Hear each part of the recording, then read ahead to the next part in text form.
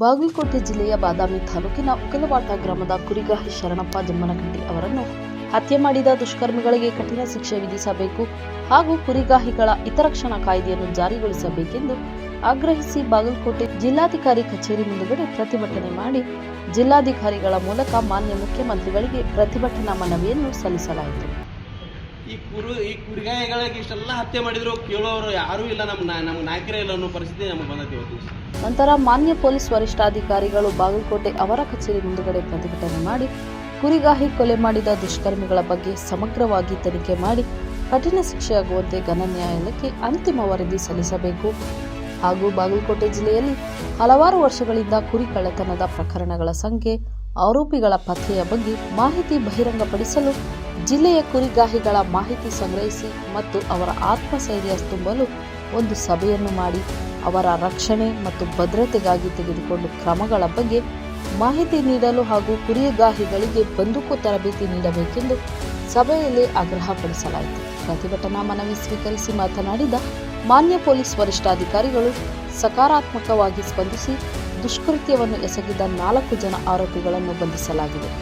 ತನಿಖೆ ಮುಂದುವರೆದಿದೆ.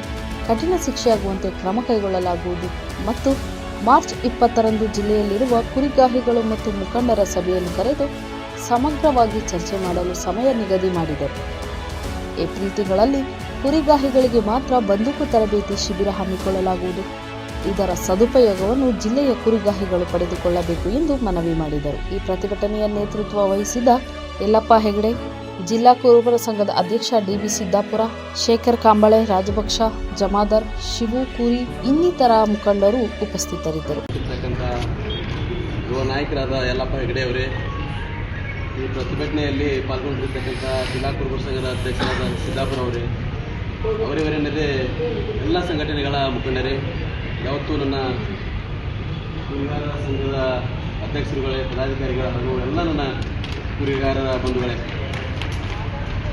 ನಿನ್ನೆ ನಾನು ಶರಣಪ್ಪ ಬಸಪ್ಪ ಜಮ್ಮನಕಟ್ಟಿ ಅವರ ಮನೆಗೆ ಹೋದಾಗ ಒಂದು ಅವರ ನರಳಾಟ ನೋಡಿ, ಆ ತಂದೆ ತಾಯಿಯ ನರಳಾಟ ನೋಡಿ ಕಿತ್ತು ಬಂದಿತ್ತು. ಆ ಥರ ಪಾಪ ಅವರು ಭಾಳ ಸಂಕಟ ಮಾಡ್ಕೊತಾರೆ. ಯಾಕಂದ್ರೆ 23 ವರ್ಷದ ಮಗು ಅದು.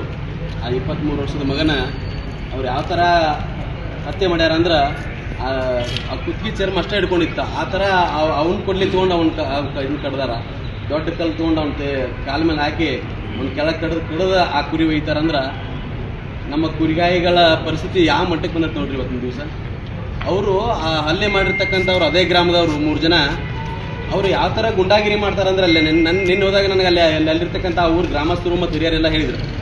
ಅವ್ರು ನೇರವಾಗಿ ನಮ್ಮ ಕುರಿಗಾರನ ಕೇಳ್ತಾರ.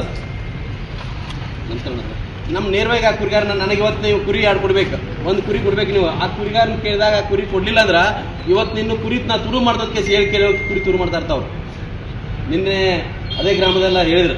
ಹೇಳಿ ಕೇಳಿ ಆ ಹುಡುಗನ ಆ ತಮ್ಮನ ಕೇಳ್ತಾರ, ಇವತ್ತು ನೀವು ಕುರಿದಡಿಯಾಗ ಯಾರ್ದಾರ ಅಂತ ಕೇಳಿದ್ರೆ, ಇಲ್ಲ ನಮ್ಮ ಅಣ್ಣದ ಅಂದ್ರೆ ಅಂತೇಳಿ ಅವ್ರ ತಮ್ಮನ ಕೇಳಿಬಿಟ್ಟು ಅವ್ರು ಇದಕ್ಕೆ ಹೋಗ್ಯಾರ, ಅಲ್ಲಿ ಕುರಿದಡಿ ಹೋಗ್ಯಾರ.